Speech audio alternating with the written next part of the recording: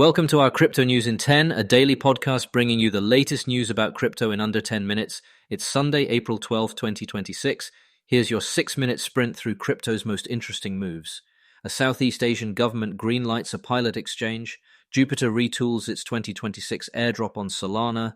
Flare proposes a tokenomics overhaul. Aptos runs a sizable unlock this morning. And Aave quietly raises deposit caps. Let's get into it. Story 1. Vietnam just took a concrete step toward regulated trading of digital assets. Prime Minister Le Minh Hung has directed the pilot launch of a trading platform for crypto and other digital assets starting in the second quarter of 2026, part of a broader push to test new economic models. The government's report, delivered on April 9th at the first session of the 16th National Assembly, pairs the exchange pilot with plans for a carbon credit market and data trading platforms. Notably, the Finance Ministry says it reviewed 7 license applications for crypto platforms, with 5 deemed valid under current rules. That's meaningful. The pipeline is already forming before the pilot even turns on. If the sandbox runs smoothly, expect a clearer path for licensing and bank connectivity in Vietnam's domestic market. Source: Economy. Story 2. On Solana, Jupiter's community approved a proposal that reshapes its 2026 Jupiary airdrop. The plan trims the widely discussed 700 million JUP distribution down to 200 million for active users, allocates another 200 million to stakers, and locks 300 million for longer-term incentives, a 71% cut to what some farmers expected near term. Community messaging frames this as the final JUP ever, with staking-weighted rewards meant to favor committed holders over pure airdrop hunters. Price action was modest, just a few percentage points, but the supply path and timing have changed. Fewer tokens will hit the market immediately, snapshots are done, and Jupiary slides to May.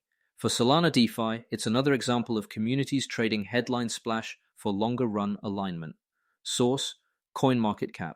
Story 3. Flare Governance is weighing a tokenomics overhaul via proposal FIP 16. Headline move: cut annual FLR inflation from 5% to 3% and cap yearly issuance at 3 billion tokens.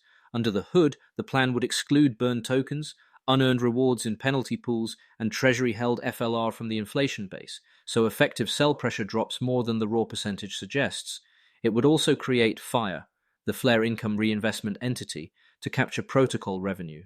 90% of Flare data connector fees would flow into that treasury for redistribution or burns. It's a classic value capture design. Tie network usage to token holder benefit, and slow reflexive emissions. Markets noticed, the token ticked higher into the news. But the bigger question is whether other Layer 1 networks follow with similar supply discipline in 2026. Source: CoinMarketCap. Before we continue, here's a message from our sponsors. Need elite developers fast? Elite Coders connects you with rigorously vetted senior engineers in 24 to 48 hours. Staff augmentation, dedicated teams, or full project delivery. We've got you covered. Visit elitecoders.co to get started today. All right, let's get back to it. Story 4. Aptos executes a scheduled unlock today that traders have been eyeing all week. At roughly 0800 UTC, about 1131 million APT, roughly 0.68% of released supply, become transferable. Unlocks don't guarantee volatility, but they do change microstructure. Market makers often widen spreads around the event. Funding rates can wobble as hedges come on or off. And spot desks watch whether newly unlocked allocations hit exchanges or stay sidelined.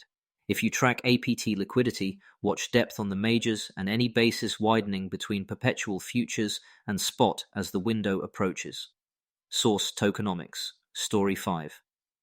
In lending markets, Aave's latest governance updates raised deposit caps on V4 markets, incremental but impactful if you live in the trenches of yield and borrowing costs. Higher caps let more capital enter, which can compress deposit APYs at the margin while giving sophisticated borrowers more headroom for strategies that were bumping into ceilings. The tweak landed alongside relatively quiet weekend price action. Call it operational housekeeping that matters for power users. If you've been capped out on deposits, check the dashboards today to see what reopened. Source: CoinMarketCap. Quick wrap-up. Vietnam's pilot exchange decision is a real policy step. Licenses, a sandbox, and a timeline, while on-chain governance dominated the rest. Jupiter cut near-term emissions and tilted rewards to stakers. Flare's FIP 16 aims to hardwire value capture and slow dilution. Aptos' unlock is the day's key supply event, and Aave nudged deposit ceilings higher for capital that was waiting at the door. We'll keep tracking what actually ships next, especially whether Vietnam's pilot lists its first pairs in Q2, and how today's governance moves translate into flows this week. Source: Veen Economy. Thanks for listening, and see you tomorrow.